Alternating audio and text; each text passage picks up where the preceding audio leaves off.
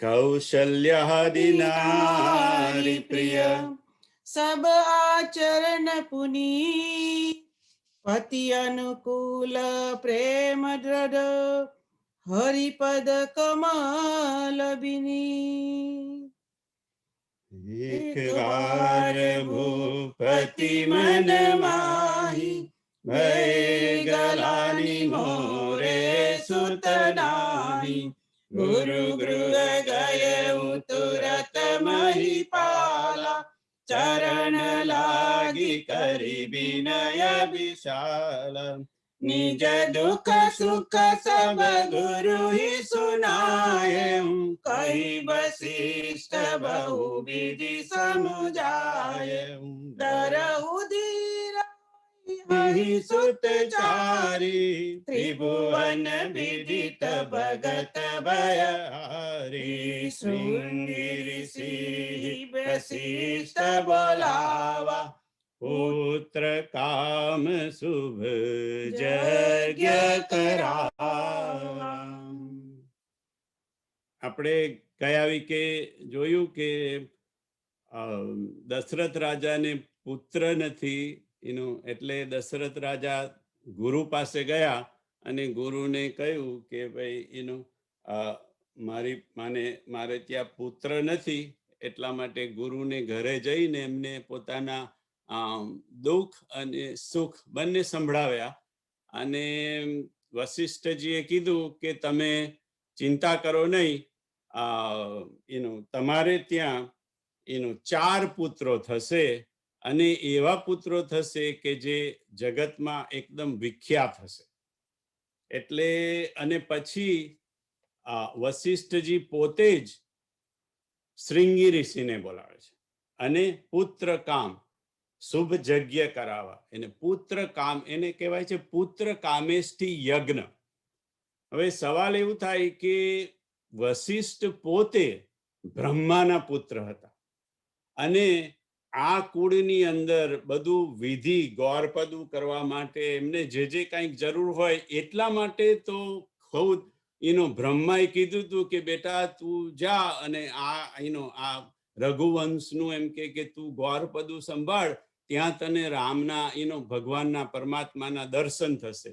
એટલા માટે એ ગૌરપદું કરવા માટે તો વશિષ્ઠજીએ ત્યાં સ્વીકાર કર્યો હતો. અને વશિષ્ઠ પોતે બ્રહ્માના પુત્ર હતા, તો બ્રહ્માના પુત્ર પોતે યજ્ઞ ન કરાવી શકે, એટલા માટે આ શ્રૃંગીને બોલાવવાની શી જરૂર? તો બાપુએ કીધું એના ઘણા કારણો છે ને આમાં આ પ્રસંગમાં ઘણા બધા રહસ્યો પણ એમ કે છુપાયેલા છે. કારણ કે વશિષ્ઠને આ પુત્ર કામેષ્ઠી યજ્ઞ કરવો નતો. પુત્ર કામેષ્ઠી યજ્ઞ એમને બીજા કોઈ પાસે કરાવો તો પોતે નતો કરવો. ચાલો પોતે નતો કરવો, બીજા પાસે કરાવો તો શ્રૃંગી ઋષિને જ કેમ બોલાવવામાં આવ્યા? તો શ્રૃંગી ઋષિ માટે એવું કહેવાય છે, એકચ્યુઅલી આ શ્રૃંગી ઋષિનો સંદર્ભ છોડભાઈ ભાગવતમાં પણ છે. શ્રૃંગી ઋષિ માટે એવું કહેવાય છે કે શ્રૃંગી ઋષિ જે કોઈ ઈચ્છા કરે અને પછી એના માટે મંત્ર બોલે તો એ ક્યારેય નિષ્ફળ ન થાય. એટલે વશિષ્ઠને આ ખબર હતી કે શ્રૃંગી ઋષિ કોઈ પણ નિર્ણય કરે અને પછી એ મંત્ર બોલી અને પોતાની જો ઈચ્છા રજૂ કરે. ભાગવતમાં પણ કંઈક એવું જ થયું છે, પણ એ પ્રસંગમાં નથી જવું. પણ શ્રૃંગી ઋષિ જે ટૂંકમાં બોલે અને જેના માટે મંત્રોચ્ચાર કરે એ વસ્તુ અવશ્ય થાય એવું વશિષ્ઠને ખબર હતી. એક કારણ એ હતું, એટલા માટે શ્રૃંગી ઋષિને બોલાવવામાં આવ્યા. શ્રૃંગી ઋષિનું નામ છે શ્રૃંગી. શ્રૃંગી એટલે એકચ્યુઅલી શૃંગ પરથી શ્રૃંગી નામ આવ્યું. શૃંગ એટલે કે સિંહ એટલે કે સિંગડા. એટલે શ્રૃંગી ઋષિનો જયારે જન્મ થયો ત્યારે એવું કે છે કે નાના નાના માથા પર 2 સિંગડા જેવું એમ કે પેલી હાડકાની થોડીક એ ઉગેલી હતી, જેને આમ સિંગડાના આકારની લાગે. વખત જતા એ જતી રહી હતી, ખરી પડી હતી.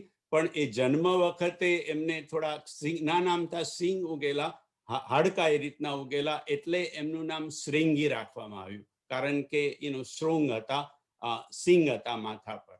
અને નાનપણથી પિતાએ એમને બ્રહ્મચર્યનું પાલન કરાવેલું. અને એક કારણ કદાચ એવું પણ હોઈ શકે, એમનું બ્રહ્મચર્ય બહુ પાકેલું હતું, એટલા માટે પુત્ર કામેષ્ઠી યજ્ઞ શ્રીંગી ઋષિ દ્વારા કરાવવામાં આવ્યો. અને એ રૂપાળા પણ બહુ હતા, એમનું રૂપ પણ ઘણું હતું. પણ બાપે એટલે બાળપણમાં અને યુવાન થતા સુધી એમને ખૂબ બ્રહ્મચર્યનું પાલન કરેલું. પાછળથી તો એ લગ્ન પણ કરે છે, પણ એ ત્યાં સુધી એમને બ્રહ્મચર્યનું પાલન કરેલું અને ખૂબ તપ કરી અને આ મંત્રની એમને એ મેળવેલી કે એ જે કોઈ મંત્રોચ્ચાર કરે અને પછી જે કઈ ઈચ્છા કરે એ ઈચ્છા એમની પૂરી જ થાય. અને એ જાણવાથી વશિષ્ઠજીએ એમને બોલાવ્યા, શ્રીંગી ઋષિને. શ્રીંગી ઋષિ એ આજે યજ્ઞ કરાવ્યો, એ યજ્ઞ માટે એવું કહેવાય છે કે એ 12 દિવસનો હતો. આ પુત્ર કામેષ્ઠી યજ્ઞ ટોટલ 12 દિવસ ચાલેલો એનો દશરથ રાજાને ત્યાં. અને 12 દિવસના અંતે અગ્નિ દેવતા ખુદ પ્રગટ થાય છે અને એનો ચરુ, યજ્ઞનો પ્રસાદ, એ ચરુ આપે છે અને કહે છે કે હવે ઈચ્છા કોની હતી કે મને પુત્ર થાય એવી? દશરથ રાજાની. પણ જ્યારે યજ્ઞ પૂરો થયો ત્યારે એ યજ્ઞના દેવતા અગ્નિ દેવતા શું કે છે? જો વશિષ્ઠ કછુ હૃદય વિચાર સકલ કાજુભા સિદ્ધ તુમારા. દશરથની જે ઈચ્છા થઈ તે ઈચ્છા પૂરી ન થાય. કોની ઈચ્છા પૂરી થાય? એનું વશિષ્ઠે જે હૃદયમાં વિચાર્યું તે વશિષ્ઠની ઈચ્છા પૂરી થાય. કેમ? કારણ કે દશરથ રાજાએ શું માંગ્યું કે ભાઈ મારે ત્યાં પુત્ર નથી. ભાઈ એક બાર ભૂપતિ મન માહી ભય ગલાની મોરે સૂત નાહી. મારે ત્યાં સૂતનો એક અર્થ થાય એનો સંતાન અને સૂતનો એક અર્થ થાય પુત્ર. અને જેવી રીતે સૂતા એટલે પુત્રી. જનક સુતા જગ જનની જાનકી અતિશય પ્રિય કરુણા નિધાન કી. જનક સુતા એટલે પુત્રી, જનકની પુત્રી એટલે જાનકી. એટલે રાજાએ તો એવું કીધું કે મારે ત્યાં પુત્ર નથી એટલે મને પુત્ર. પણ વશિષ્ઠની ઈચ્છા શું હતી? ધરહું ધીર હો હી સુત ચારી. 4 પુત્રની ઈચ્છા દશરથે નથી કરી. 4 પુત્રની વાત તો વશિષ્ઠે કીધી. એટલે અગ્નિ દેવતા જયારે ચરુ લઈને આવ્યા ત્યારે કીધું કે વશિષ્ઠની ઈચ્છા પૂરી થશે. જો વશિષ્ઠ કછુ હૃદય વિચાર સકલ કાજુભા સિદ્ધ તુમા. હે વશિષ્ઠજી, તમે જે હૃદયમાં નક્કી કરી રાખ્યું છે એ આ યજ્ઞના પ્રસાદથી એમ કે પૂરું થશે. તો 12 દિવસના યજ્ઞ પછી અગ્નિદેવ પ્રગટી અને આ પ્રસાદ આપે છે. હવે આ 12 દિવસ દરમિયાન શું થયું હતું છોડવાય કે રાજાને ત્યાં યજ્ઞ થાય છે. હવે દશરથ જેવા રાજા છે રઘુવંશના, રાઈટ? અને શ્રીંગી ઋષિને બોલાયા છે મુખ્ય એના પ્રાણ કે મુખ્ય બ્રાહ્મણ, મુખ્ય વિધિકર્તા તરીકે બોલાયા છે એમને. વશિષ્ઠજી એમને સપોર્ટ કરે છે, જે કઈ જોઈતું હોય એમને કે ગમે તે આસિસ્ટ કરે છે. અને રાજાના નોકરો તો ઘણા બધા છે રાજા પાસે તો, કે જે કઈ શ્રીંગીને જોઈતું હોય એ બધા નોકર ચાકરો, દાસ દાસીઓ લઈને જ ઉભા છે. જે કંઈક શ્રીંગી માગે એ આપી દે. પણ છતાંય આ શ્રીંગી ઋષિને જે કાંઈ જોઈતું હોય એ બધું પૂરી કરવાની. આપણે ત્યાં પણ લગ્ન હોય ને કોઈ હોય તો આપણે નથી કે ભાઈ ગોર મહારાજની ટેક કેર તમે કરજો, એક વ્યક્તિને આપણે સોંપી દઈએ. એ પછી ઘી જોઈએ, આ જોઈએ, તે જોઈએ, એ બધું ગોર મહારાજને પૂરું પાડે. એવી રીતે દશરથ રાજાએ આ કામ, કારણ કે દાસ દાસીઓને તો આટલા મોટા વ્યક્તિની સેવા દાસ દાસીઓથી તો ના થાય ને. એના માટે કોઈ ઘરની વ્યક્તિ મૂકવી જોઈએ. આપણે ત્યાં પણ કોઈ મોટા મહેમાન આવે તો આપણે ઘરના માણસને કહીએ, આપણા ડ્રાઈવરને ના મોકલી આપીએ. આપણે ત્યાં કોઈ આવ્યું ને પછી કે મારે અહીંયા જવું છે, કોઈ મોટા સંત આવ્યા તો આપણે જાતે ગાડી હાંકીને જઈએ. આપણે ડ્રાઈવરને ના કે ભાઈ આમને તું મૂકી આય એવું કરીને. એટલે એ જ્યારે શ્રીંગી ઋષિ આ પુત્ર કામેષ્ટિ યજ્ઞ કરાવવા આવે છે અને આ 12 દિવસનો યજ્ઞ ચાલે છે, ત્યારે શ્રીંગી ઋષિની ટેક કેર કરવા માટે, એમને જે જોઈતું હોય એ પૂરું પાડવા માટે રાજા પોતાના ઘરની વ્યક્તિને મૂકે છે. અને રાજાના ઘરની વ્યક્તિમાં તો રાજા અને 3 મુખ્ય રાણી અને બીજી તો બધી ઘણી રાણીઓ હતી. અને મુખ્ય સેવા છોટુભાઈ મળી હતી શાંતાને મુખ્ય સેવા મળી હતી કે તારે આ શ્રીંગી ઋષિની ટેક કેર કરવાની. શાંતા એટલે કોણ? એટલે કે દશરથની પુત્રી. હવે તમે જોવા જાઓ કે એમને શું કીધું, એક બાર ભૂપતિ મન માહી ભઈ ગલાની મોરે સૂત નાહી. શું એમને શું કીધું? મારે ત્યાં હે ગુરુજી, મારે ત્યાં પુત્ર નથી. પુત્રી તો છે, શાંતા ત્યાં બેઠી છે, શાંતા મોટી દીકરી છે, પુત્રી તો છે, પણ મારે ત્યાં પુત્ર નથી. એટલે તમે મને પુત્ર થાય એવું કરો. એટલા માટે વશિષ્ઠે કીધું ચિંતા ના કરશો, 4 પુત્રો થશે, એક નહીં. તમે તો એ પુત્ર એ નંબર આંકડો નથી પાડ્યો. હું સામેથી કહું છું કે તમારે ત્યાં 4 પુત્ર. એટલે પુત્રી તો હતી જ, પણ સૂતા હતી પણ સૂત નહોતો. એટલે આ સૂતાએ 12 દિવસ સુધી શ્રીંગીની સેવા કરી. અને પછી કોઈ દક્ષિણા તો આપવી પડે ને, કે આટલો મોટો યજ્ઞ કરાવે તો એમ કે તો દક્ષિણામાં જ્યારે દક્ષિણા આપવાનો વારો થયો ત્યારે સુધીમાં શાંતાને શ્રીંગી ઋષિ ગમી ગયેલા. કારણ કે મેં આગળ કીધું એવું કે એક તો બહુ તપ વાળા હતા, મંત્ર એમના બહુ એ હતા. ને શાંતાને પણ થાય કે અહીંયા વશિષ્ઠના હોવા છતાં પણ જે વ્યક્તિને બોલાવી પડી એ વ્યક્તિ કેટલો મહાન હશે. અને રૂપાળા હતા એવું પણ મેં કીધું. એટલે શાંતાને શ્રીંગી ઋષિ ગમી ગયા.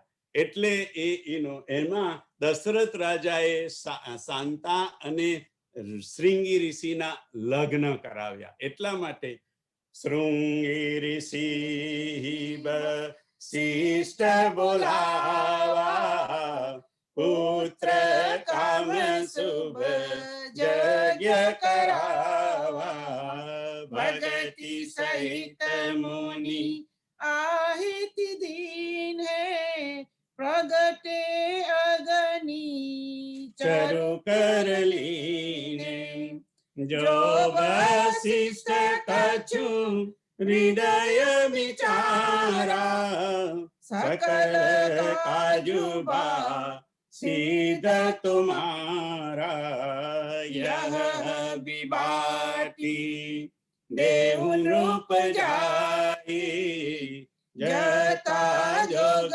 जेही भाग बनाई तब दृश्य भय पावक सकल सबई समुजाई परमानंद मगन नृप રસન હૃદય સમાઈ.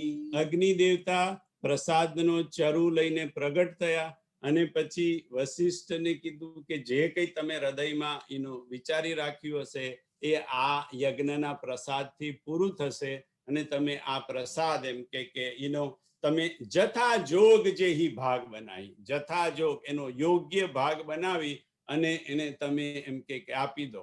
અગ્નિ દેવતાએ નક્કી નથી કર્યું બાપુ કે કેટલો ભાગ, કયો ભાગ કોને આપવો તે. અને અગ્નિ દેવતાએ ચરુ વશિષ્ઠને આપ્યો. વશિષ્ઠએ એ ચરુ રાજા દશરથને આપ્યો અને આ જે ભાગ પાડવામાં આવ્યા એ ભાગ બાપુ કે છે કે દશરથ રાજાની દેન છે. જે દશરથ રાજાએ નક્કી કર્યું અને ભાગ પાડ્યા. કેવી રીતે? તબ હી રાય પ્રિય નારી બોલાઈ કૌશલ્યાદિ તહા ચલી આઈ અર્ધભાગ કૌશલ્ય દીના ઉભય ભાગ આદે કર કીના કઈ કઈ નાનુપ શોધયું રહ્યો સૌભય ભાગ પુનિ ભયવું કઈ કૌશલ્યા કઈ કઈ હાથ ધરી દીન સુમિત્ર મન પ્રસન્ન કરી. રાજાએ પોતાની પ્રિય નારીઓને બોલાવી, અને પ્રિય નારી શબ્દ અહીંયા એટલા માટે છે કે રાજાને ઘણી બધી રાણીઓ હતી તે સમયમાં રાજાઓને ઘણી રાણીઓનો એ પ્રથા હતી, રિવાજ હતો. રામે પછી એ બદલ્યું અને એક પત્ની વ્રતાનું રામજીના સમયથી શરૂ થયું. એટલે પ્રિય રાણીઓને બોલાવી, અને પ્રિય રાણીઓમાં 3 રાણી હતી, કૌશલ્યા, સુમિત્રા, કૈકેયી, આપ બધા જાણો છો. અને એ 3માંથી પ્રસાદ રાજાએ એ પ્રસાદનો અડધો ભાગ કરી અને અડધો ભાગ કૌશલ્યાને આપ્યો, અને બાકીનો જે અડધો ભાગ રહ્યો એ અડધા ભાગના 2 ભાગ કર્યા, એટલે પા ભાગ થયો.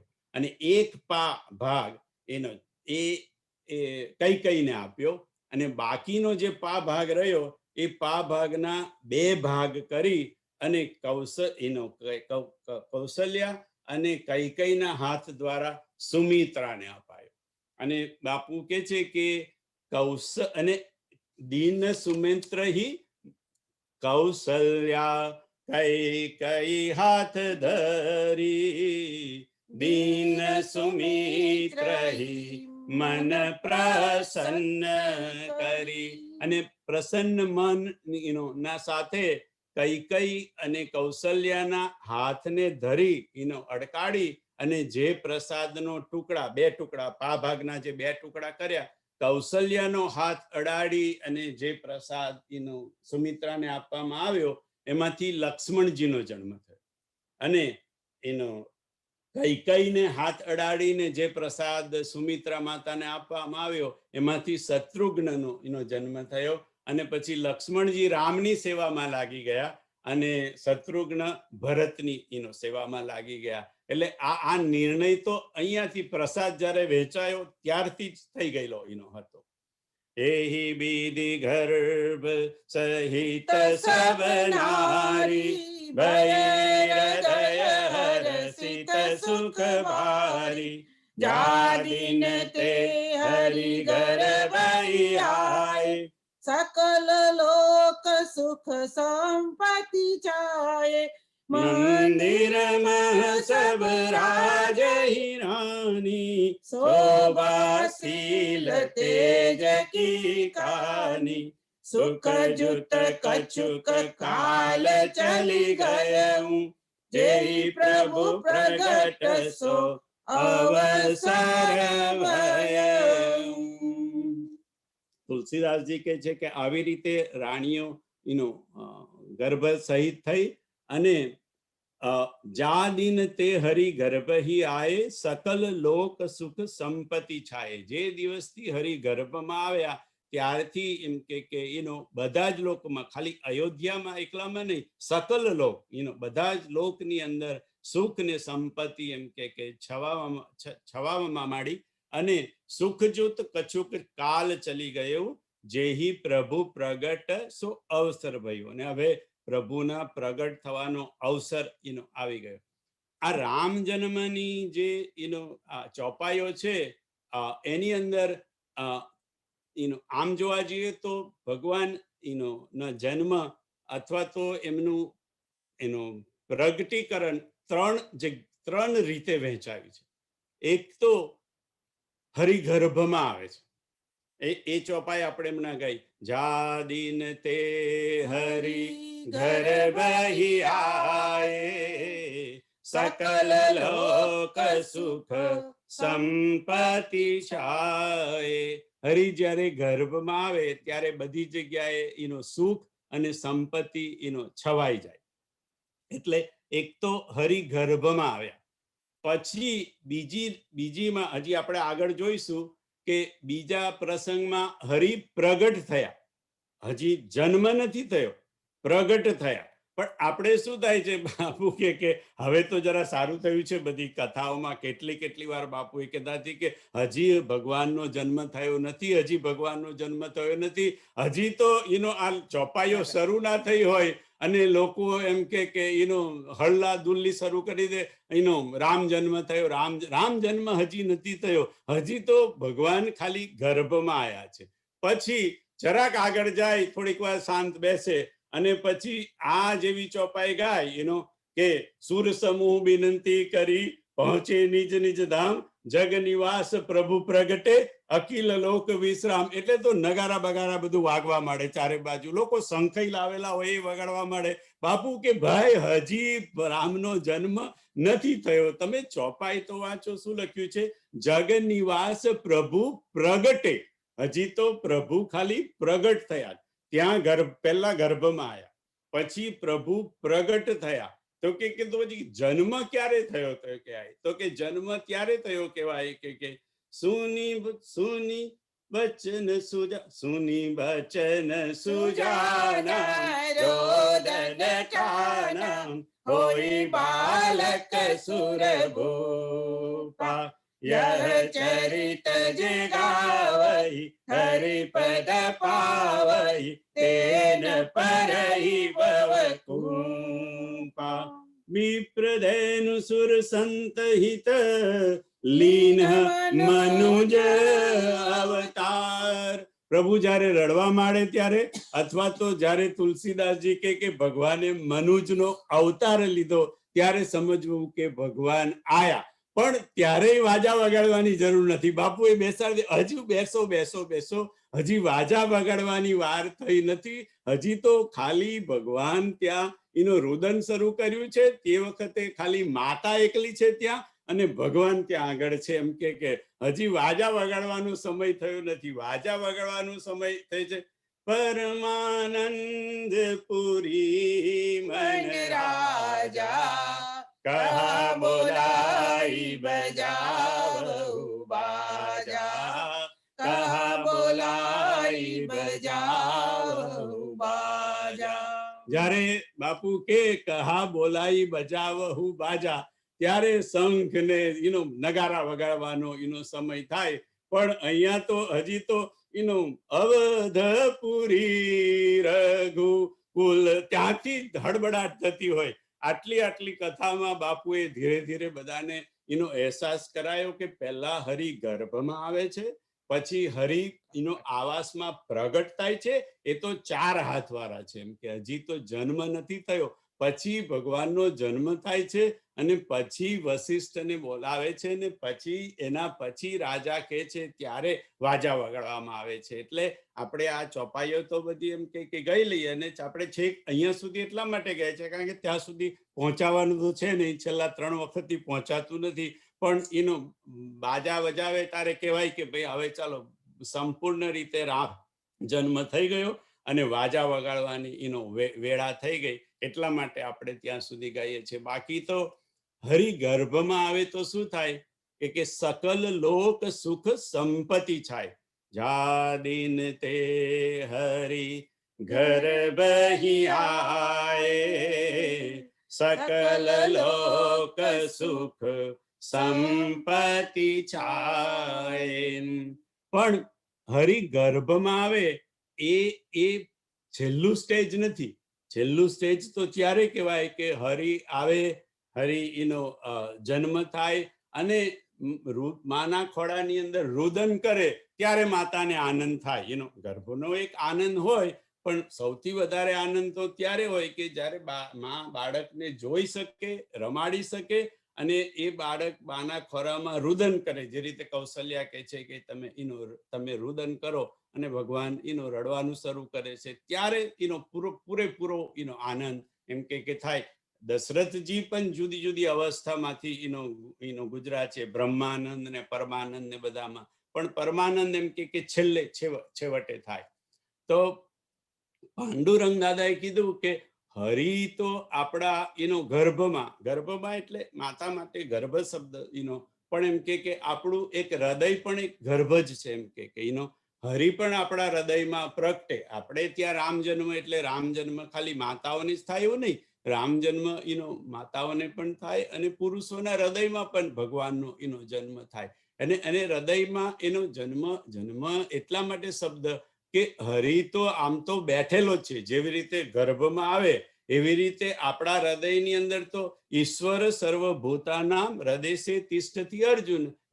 ઈશ્વર અંશ જીવ અવિનાશી. ભગવાન આપણા હૃદયની અંદર બેઠેલો જ છે, પણ છતાંય એ બેઠેલો ભગવાનનો આપણને અનુભવ થતો નથી. એટલા માટે એક વખતે મેં પાન્ડુરંગ દાદા પાસેથી સાંભળ્યું હતું કે ભગવાન આપણા હૃદયમાં, જેમ ગીતામાં ભગવાન કૃષ્ણ કહે છે એવો આપણા હૃદયમાં બેઠેલો છે. પણ કેવી રીતે બેઠેલો છે?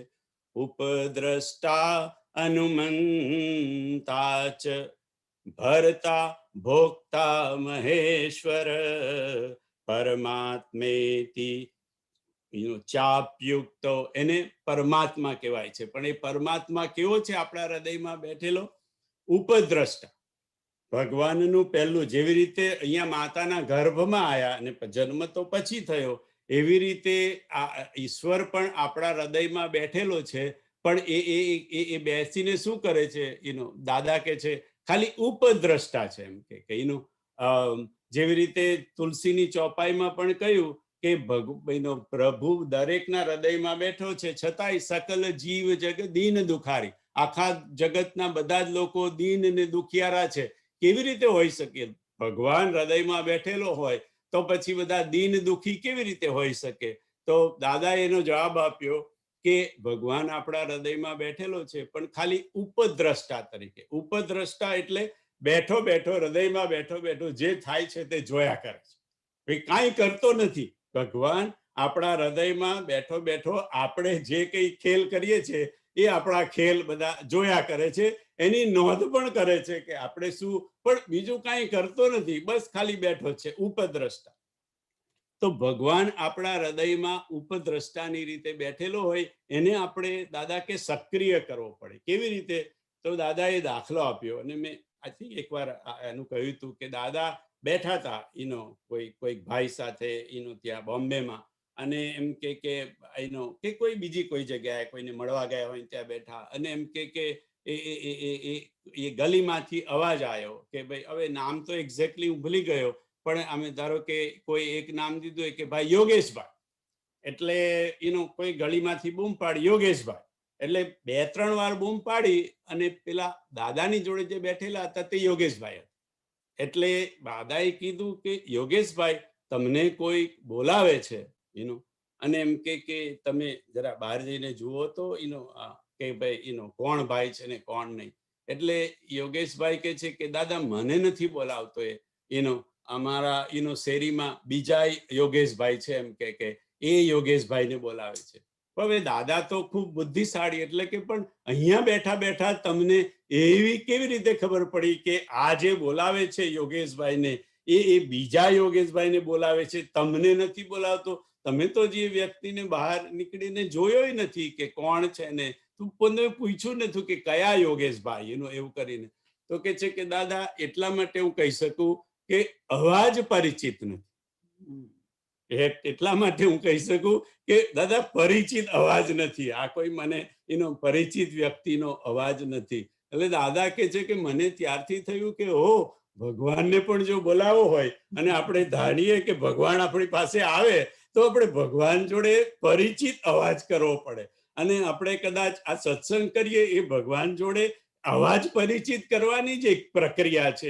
કથા સત્સંગ જે કંઈ કરીએ, આપણે પૂજા પાઠ, એ ભગવાન જોડે અવાજ પરિચિત કરીએ. કેમ કે પછી પરિચિત અવાજ કરીએ ને તો પછી એ યોગેશભાઈ એ હિંચકા પરથી ઉઠી અને છજામાં જઈને જોવા જાય કે ભાઈ આ પેલા ભાઈ કોણ છે જે મને બોલાવે છે તે. બાકી આ ઉપદ્રષ્ટા હિંચકા પર બેઠેલા યોગેશભાઈ જેવો ભગવાન આપણા હૃદયની અંદર ઉપદ્રષ્ટા થઈને બેઠેલો છે. તો પછી દાદા કે છે કે એને છે ને ઉપદ્રષ્ટા સ્ટેજમાંથી થોડોક આપણે અવાજ પરિચિત કરી અને થોડો સત્સંગ કરીને થોડો આગલા સ્ટેજમાં લઈ જવાનો. કયા સ્ટેજમાં? તો કે ઉપદ્રષ્ટા અનુમંતા છે, કે ભગવાન આપણને આપણા હૃદયમાં અનુમંતા બને. અનુમંતા એટલે શું? કે આપણે જે કંઈ કરીએ છીએ તે જોયા કરે છે, એના બદલે એ આપણને કે એ આપે કે હા તું કરે છે તે બરાબર કરે છે, અથવા તો તું કરે છે તે ખોટું કરે છે, તું રોકાઈ જા. હનુમંતા એને કે કાં તો આપણને કરવા દે છે, કાં તો આપણને થોડુંક રોકે છે. એ સ્ટેજમાં જ્યારે આપણે લાવીએ ત્યારે એને હનુમંતા કહેવાય. અને હનુમંતાનું સ્ટેજ કયું તો કે શિવજી જ્યારે પાર્વતીજીને પરીક્ષા લેવા માટે પાર્વતી જાય છે ને પાછા આવે છે, ત્યારે શિવજીને ખબર પડે છે કે આ તો મારી માતાનો વેશ લીધો, મારી પત્નીએ. સીતા તો મારા માતા થાય, હવે એમની જોડે હું ઘર સંસાર કેવી રીતે રાખી શકું? એટલે પણ હવે એટલા બધા પવિત્ર છે અને એટલા બધા પતિવ્રતા છે, એ પણ હું જાણું છું. સતી કોણ છે, સોરી પાર્વતી નહીં, સતી કોણ છે તે હું જાણું છું, અને પવિત્ર છે. તો એ સતીને હું શું કરું, મારે શું કરવું જોઈએ? અને એ વખતે એ શિવજી જે એ કહે છે કે ભગવાનનું સ્મરણ કરે છે, અને એ સ્મરણ કરે છે ત્યારે એમાં હૃદયમાંથી અવાજ આવે છે. એટલે એક એવી પ્રેરણા થાય છે કે તું આવું કર. એ આ સ્ટેજની અંદર એ સ્ટેજનું એનું વર્ણન છે. કે ભાઈ ભગવાન આપણા હૃદયમાં, બધાના હૃદયમાં બેઠો હોય, ઉપદ્રષ્ટા હોય, જોયા કરતો હોય, જે કંઈ આપણે કરતા હોય કરવા દેતો હોય. આપણે દુઃખી થતા હોય તો દુઃખ પણ દુઃખી પણ થવા દે, કાંઈ કરે નહીં. પછી ધીરે ધીરે થોડો અવાજ પરિચિત કરીએ તો પછી હનુમંતા બને. આપણને કાં તો રજા આપે, કાં તો રોકે આપણને. પછી એનું આગલું સ્ટેજ દાદા કે છે કે ભરતા બને. ભરતા બને એટલે કે ભરતા એટલે પાલક, એટલે કે આપણું પાલન પોષણ. એ ધીરે ધીરે ધીરે આપણું યોગક્ષેમમ વહામ્યહમ, એટલે આપણું જીવન ધીરે ધીરે ધીરે ધીરે એમ કે ભરતા બનીને, પાલક બનીને આપણું યોગક્ષેમ વહાવે. અને એના પછી એ ભોગતા બને. ભોગતાના સ્ટેજમાં દાદા કહે છે કે એવું થાય કે પછી આપણા સુખ અને આપણા દુઃખ બંને આપણે ન ભોગવીએ, ઈશ્વર પોતે ભોગવે. આપણા હૃદયમાં બેઠેલો ઈશ્વર આપણા સુખ પણ ભોગવે, આપણા દુઃખ પણ ભોગવે. જેવી રીતે સંત જ્યારે એ સ્ટેજમાં પહોંચી ગયા હોય ત્યારે એમને કોઈ પણ દ્વંદ નડતા નથી. કેમ દ્વંદ નડતા? સુખ દુઃખ પાપ કશું પાપ પુણ્ય, કારણ કે એ ભોગતા સ્ટેજમાં પતી ગયા. એટલે કે ભગવાન હવે જે કંઈ ભોગવવાનું હોય, સુખ પણ ભોગવવાનું હોય તોય તું ભોગવ, દુઃખ ભોગવવાનું હોય તોય, પાપ ભોગવવાનું હોય તોય તું ભોગવ, પુણ્ય ભોગવવાનું હોય તોય તું ભોગવ. કારણ કે હું કોઈ કરતા નથી. જ્યારે કરતાપણું નીકળી જાય છોટુભાઈ, ત્યારે આ સ્ટેજ આવે ભોગતાપણાનું. અને એટલા માટે જ સંત જ્યારે બાપુ જેવા પણ જ્યારે કથા કરે ત્યારે કથાના અંતમાં કે 9 દિવસનું જે કંઈ પુણ્ય થયું હોય એ બધું એમ કે ભગવાનને અર્પણ. જે કોઈ ત્યાં હોય, કોઈ જુદી જુદી જગ્યાએ બાપુ આપ બધા જાણો, અર્પણ કરી દે. કેમ? કારણ કે આપણે તો પાપય નથી રાખવા અને આપણે પુણ્ય પણ નથી રાખવા. એટલા માટે બાપુ રાક્ષસ તાલમાં જ્યારે બધા ગયા અને સ્નાન કરવા માટે જતા હતા, તો બાપુએ બધાને રોક્યા કે રાક્ષસ તાળમાં એમ કે કોઈ પણ સ્નાન ન કરશો, કેવળ હું ખાલી એનું સ્નાન કરીશ. કારણ કે મારે પાપય રાખવા નથી અને પુણ્ય રાખવા નથી.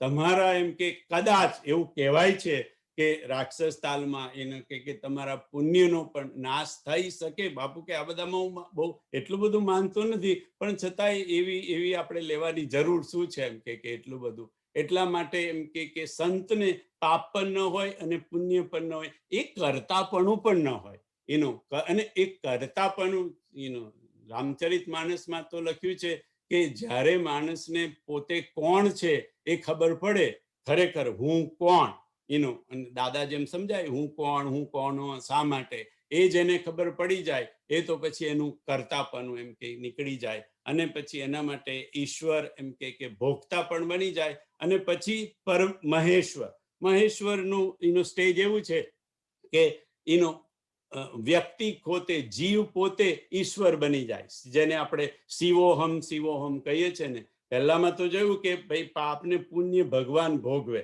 હું ભોગવતો નથી, સંતનું એ સ્ટેજ આવે. પણ પછી તો એના પછી તો કે એ સ્ટેજ કે શિવોહમ, મહેશ્વર જ થઈ જાય જે એ છે. એટલે આ જુદા જુદા સ્ટેજ આવા હોય છે. પણ જ્યારે એ ગર્ભના સ્ટેજમાં એમ કે આયા, ત્યારથી જ એમ કે આખા જગતની અંદર સુખ અને સંપત્તિ છાવા માંડી. જાદિન તે હરિ ગર્ભ ही आए सकल लोक सुख संपत्ति चाहे મંદિર મંદિર સબ सब રાજ राज ही रानी शोभाशील तेज की कहानी सुख दुख कछुक काल चली गए हूँ जेहि प्रभु प्रगट सो अवसर भयऊं जोग लगन ग्रह बार तिथि सकल भये अनुकूल चर अरुण चर हर्ष जुत राम जन्म सुखम. થોડોક એનો રાણીઓ એનો ગર્ભવતી થઈ, થોડોક સમય એનો ગયો અને પછી તુલસીદાસજી કહે છે જેહી પ્રભુ પ્રગટ સો અવસર ભયો, પ્રભુને પ્રગટ થવાનો અવસર આવી ગયો. અને એ વખતે શું થયું? જોગ લગન ગ્રહ બાર તિથિ सकल भये अनुकूल चरु अरु अचर हर सजुत राम जन्म सुखमूल. પાંચ આટલી વસ્તુ અનુકૂળ થઈ. જોગ, લગન, ગ્રહ, વાર અને તિથિ, પાંચ વસ્તુ. જોગ, લગન, ગ્રહ, વાર અને તિથિ, આ પાંચ વસ્તુ અનુકૂળ થઈ એટલે ભગવાનના પ્રગટ થવાનો ભગવાન અને ભગવાનના રામ જન્મનો એમ કે એનો સમય થયો. સાધકના જીવનમાં પણ આ પાંચ વસ્તુ થાય તો આપણા હૃદયની અંદર રામનો જન્મ થાય. બાપુ કહે છે કે પાંચ વસ્તુ અનુકૂળ થવી જોઈએ. શું શું? યોગ, લગન, ગ્રહ, વાર અને તિથિ. બાપુએ કીધું કે એનો યોગ સાધકના જીવનમાં કેવો યોગ થવો જોઈએ? તો કે સાધક યોગથી, યોગ એટલે જોડાવું, યોગથી ભગવાન સાથે જોડાઈ જાય. સાધક કર્મથી જોડાઈ જાય, ભક્તિથી જોડાઈ જાય, કાં તો જ્ઞાનથી જોડાઈ જાય. જ્ઞાન યોગથી પણ ભગવાન પાસે જવાય, કર્મયોગથી પણ ભગવાન. ગીતાએ બતાવ્યું, ત્રણે ત્રણ રસ્તા બતાવે કે ત્રણે ત્રણ થી જવાય. તુલસીદાસજીને પૂછે કે તમને કયો યોગ ફાવે? તો તુલસીદાસજીને તો પ્રગટ છે કે મને તો ભક્તિ યોગ એમ કે ફાવે, પણ કર્મયોગથી પણ જવાય અને જ્ઞાન યોગથી પણ એમ કે જવાય. પણ કોઈ પણ રીતે યોગ એટલે જોડાવું, કોઈ પણ રીતે કોઈ પણ એટલે કાં તો કર્મથી, કાં તો જ્ઞાનથી, કાં તો ભક્તિથી ભગવાન સાથે જોડાઈ જવું, એનું નામ યોગ. જોગ, લગન. બીજું લગન. લગન અનુકૂળ થાય એટલે શું? લગન એટલે આમ તો લગનને મુહૂર્ત કહેવાય કે ભાઈ મુહૂર્ત બરાબર આવે તો રામ જન્મની દ્રષ્ટિએ. આપણી દ્રષ્ટિએ એમ કે જીવને માટે લગન એટલે શું? કે ભગવાનને પ્રાપ્ત કરવાની લગની લાગે. જ્યારે આપણને લગની લાગે તો સમજવાનું કે મુહૂર્ત આપણું લગન બરાબર એમ કે મુહૂર્તનો સમય થઈ ગયો છે, કે આપણને ભગવાનને પ્રાપ્ત કરવાની લગની લાગે. છૂટી ત્રિવિધ ઈસના ગાડી એક લાલસા ઉર અતિ બાડી રામચરણ बारिज जब देखो तब निज जन्म सुफल કરી લેખો. કાગભૂષણજીએ નક્કી કર્યું કે બધી જ એમની વાસનાઓ છૂટી ગઈ. એક જ લગની લાગી કે જ્યારે રામજીના હું દર્શન કરું, એમના ચરણોના દર્શન કરું, ત્યારે મારું જીવન એમ કે સફળ થયું ગણાય. એવી લગની જ્યારે આપણને લાગે તો સમજવાનું કે આપણે આપણો રામ જન્મ તરફ, આપણા હૃદયમાં રામના જન્મ થવાની તૈયારીઓ થઈ રહી છે. જોગ, લગન. ત્રીજી વસ્તુ છે ગ્રહ. ગ્રહ એટલે એમ કે આ પેલા બધા આકાશના ગ્રહો તો અનુકૂળ થાય, જેમ કે એ પણ બાપુ કે આખું એક જ્યોતિષી શાસ્ત્ર છે. પણ આપણા જીવ માટે એમ કે કયો ગ્રહ? તો કે અનુગ્રહ. કોઈકનો અનુગ્રહ આપણી પર ઉતરે, કોઈની કૃપા, ઈશ્વરની કૃપા કહો, કોઈ બુદ્ધ પુરુષની કહો, સદગુરુની કૃપા કહો, માતા પિતાની કૃપા કહો, કોઈની કૃપા આપણી પર એને ઉતરે ત્યારે સમજવાનું કે આપણા હૃદયમાં આપણે રામ જન્મ તરફ આપણે જઈ રહ્યા છે. જોગ, લગન, ગ્રહ, બાર. બાર એટલે શું કે વાર, કે ભાઈ સારો વાર હોય, આપણે કહીએ ને ભાઈ સોમવાર સારો વાર કહેવાય, મંગળવાર સારો વાર કહેવાય, આપણે ત્યાં તો શનિવાર પણ હનુમાનજીનો સારો વારમાં ગણાય. એટલે વાર પણ એમ કે સારો હોય, એટલે એ રામ જન્મના નક્ષત્ર પ્રમાણે પણ એમ કે સાધકના હૃદયમાં વાર કયો તો કે એતબાર, ભરોસો. અત્યારે તો કથા ચાલી રહી છે, માનસ ભરોસો. જ્યાં સુધી ભરોસો પાકો ના થાય છોટુભાઈ, ત્યાં સુધી રામ જન્મ માડી વારવાનું. રામ જન્મ કરાવવો હોય તો આટલી વસ્તુ થઈ જાય કે યોગથી ભગવાન સાથે, એટલે કે ભક્તિ યોગથી ભગવાન સાથે જોડાઈ જવાનું, ભગવાનના નામની લગની લાગે આપણને, આપણા કોઈ સદગુરુનો કે ઈશ્વરનો કૃપા અનુગ્રહ આપણી પર થાય, અને પછી આપણો એતબાર, આપણો ભરોસો, આપણો વિશ્વાસ ધીરે ધીરે વધે. સમજવું કે રામ જન્મ તરફ આપણે જઈ રહ્યા છે. જોગ, લગન, ગ્રહ, બાર, તિથિ. તિથિ એટલે તો પંચાંગ પ્રમાણે તો તિથિ કહેવાય. આ સાધકના હૃદય માટે કઈ તિથિ તો કે બાપુ કે તિથિ એટલે અતિથિ, કે કોઈ અતિથિ આવે એમ કે, એટલે અતિથિ ના રૂપે ભગવાને આવે એમ કે અતિથિના રૂપમાં ઈશ્વર કાં તો આવે, કાં તો એમ કે અતિથિના રૂપમાં કોઈ સદગુરુ આવે, કે સદગુરુને ખોળવા નહીં જવું પડે. સદગુરુને ક્યારેય આપણે ખોળવા, કારણ કે ખોળવાથી સદગુરુ મળે જ નહીં. એ ક્યારેય તમારી આગળ આવીને ઊભો રહેશે અને પછી તમારા હૃદયમાં પ્રેરણા કરશે. જેમ મને છોટુભાઈ કહેતા હતા કે હું તો કઈ બાપુની કથા સાંભળું નહીં એમ કે, પણ એક વખત એમ કે કોઈ એ સાંભળતા હતા, મારી જરા ટીવી પર નજર ગઈ કે આ કોણ બોલે છે એમ કે, અને જરાવાર સાંભળ્યું તો થયું કે ઓ આને તો સાંભળવા જેવા છે. અને ત્યાંથી પછી ક્લિવલેન્ડ એનાથી યાત્રા શરૂ થઈ. એટલે એ કંઈક બોલાવા નતા કે જોવા નતા કે મારે હવે કોઈ બુદ્ધ પુરુષની જરૂર છે તો કોણે પસંદ કરું, ટીવીમાં સામે આવીને ઉભો રહ્યો હતો. એટલે અતિથિ એટલે બહારને જ આવે એવું નહીં, ટીવીમાં આવે, ઝૂમ પર પણ આવે છોટુભાઈ, ગમે ત્યાં આવે. અતિથિ કોને કહેવાય છે, એની કોઈ તિથિ ના હોય એવું. એટલે એમ કે જ્યારે સાધકના હૃદયમાં રામ જન્મ થવાનો હોય ત્યારે યોગ આવે, લગની આવે, કોઈનો અનુગ્રહ આવે, ભરોસો વિશ્વાસ આવે, અને અતિથિના રૂપમાં કોઈ આવે, સમજવું કે હવે રામ જન્મ થવાની તૈયારી છે. એટલા માટે જોગ, લગન, ગ્રહ, બાર, તિથિ સકલ ભયે અનુકૂળ, ચર અચર હર્ષ જુત, રામ જન્મ સુખમૂળ. નવમી તિથિ મધુ માસ પુનીતા, શુક્લ પક્ષ અભિજીત હરિપ્રીતા, મધ્ય દિવસ અતિ શીતનદામા, પાવન કાળ લોક વિશ્રામા.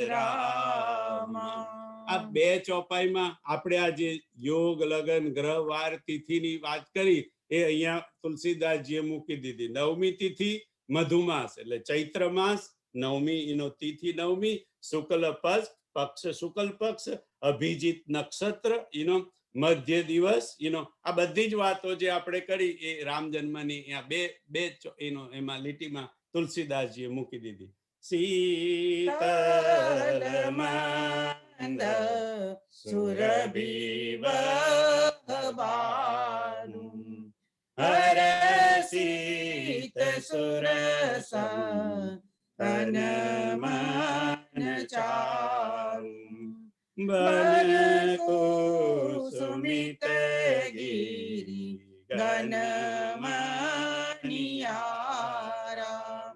સ્રવહી સકલ સરી તામૃત ધારા સો જો અવસર બી રંચી જગ જારા ચલે સકલ સુર સાજી વિમાનમ ગગન વિમલ સંકુલ સુરજુથા ગાહી ગુણ ગન વરુથા વરસહિ સુમનમ સુવંજુલિ સાજી ગહ ગહી ગગનમ દુદુંબી બાજી અસ્તુતિ કરહી નાગમુનિ દેવા બહુબીલા નિજ નિજ સેવા સુર સમૂહ બિનતી કરી પહોંચે નિજ નિજ ધામ જગ નિવાસ પ્રભુ પ્રગટે અખિલ લોક વિસરામ. બાપુ કે ભગવાનને પ્રગટ થવાનો જન્મ થવાનો સમય થઈ ગયો એટલે એમ કે શીતલ મંદ સુરભી બહબાહુ હર્ષિત સુર સંતન મન ચાહુ. એનો શીતળ મંદ સુગંધિત પવન વહેવા માંડ્યો. બન કુસુમિત જંગલની અંદર વનની અંદર એમ કે ફૂલો ખીલવા માંડ્યા. ગિરિગન મનિયારા પર્વતોમાંથી મણિયોની ખાણ નીકળવા માંડી, મણિયો નીકળવા માંડ્યા. સ્ત્રવહી સકલ સરિતા અમૃત ધારા, બધી સરિતામાંથી અમૃતની ધારાઓ વહેવા માંડી. સો અવસર બિરંચી જબ જાના, એ અવસર જ્યારે એ સમય બ્રહ્માને ખબર પડી એટલે બધા દેવતાઓને લઈ અને બ્રહ્માજી એમ કે આકાશમાં આવ્યા કે ચાલો રામ જન્મ જોવા માટે. એટલે બધા આવ્યા. ગગન બિમલ સંકુલ સુરજુથા, આખું ગગન એટલે આખું આકાશ દેવતાઓથી ભરાઈ ગયું. સંકુલ સૂરજુથા, આખા દેવતાઓથી ભરાઈ ગયું. અને બધા એમ કે ભગવાનના ગુણગાન એમ કે ગાવા લાગ્યા. ભગવાન અયોધ્યા પર ફૂલો વરસાવવા માંડ્યા. અને બધા પોતપોતાની રીતે સ્તુતિ અસ્તુતિ કરહી નાગ મુનિ દેવા, દેવતાઓ નાગ મુનિ લોકો બધા ભગવાનની સ્તુતિ કરવા માંડ્યા. અને બહુવિધિ લાવહી નિજ નિજ સેવા, પોતપોતાની સેવા. આપણે કોઈને ત્યાં જઈએ તો કઈ ને કઈ લઈને જઈએ, ગુરુને ત્યાં જઈએ કે મંદિરમાં જઈએ તો એ કાંઈક લેતા જઈએ. એવી રીતે એમ કે બધા પોતપોતાની જે કંઈક સેવા લાવ્યા હતા એ બધી એમ કે ભગવાનને અર્પણ કરી. પણ બાપુ કે છે કે દેવતાઓથી આખું આકાશ ભરાઈ ગયું. એટલે એમ કે આકાશ આખું ભરાવું હોય તો કેટલા બધા દેવતાઓ જોઈએ? તો કે કેટલા દેવતા હતા ત્યાં? તો કે 33 કરોડ દેવતાઓ હતા. એટલે 33 કરોડ હોય તો નેચરલી આકાશ આખું ભરાઈ જાય. હવે બાપુ કે 33 કરોડ દેવતાઓ આકાશ આખું ભરી દીધું હતું, તો એ લોકો આવ્યા હતા શું કરવા? તો કે રામનો જન્મ થાય છે તો એ જોવા માટે આવ્યા હતા. બરાબર? તો રામનો જન્મ જોવા આવેલા દેવતા. હવે ચોપાઈ શું છે? દોહો શું છે? સુર સમૂહ વિનંતી કરી પહોંચે નિજ નિજ ધામ, જગ નિવાસ પ્રભુ પ્રગટે અખિલ લોક વિસરામ. કે આ 33 કરોડ દેવતાઓ આયા હતા રામનો જન્મ જોવા માટે. બરાબર?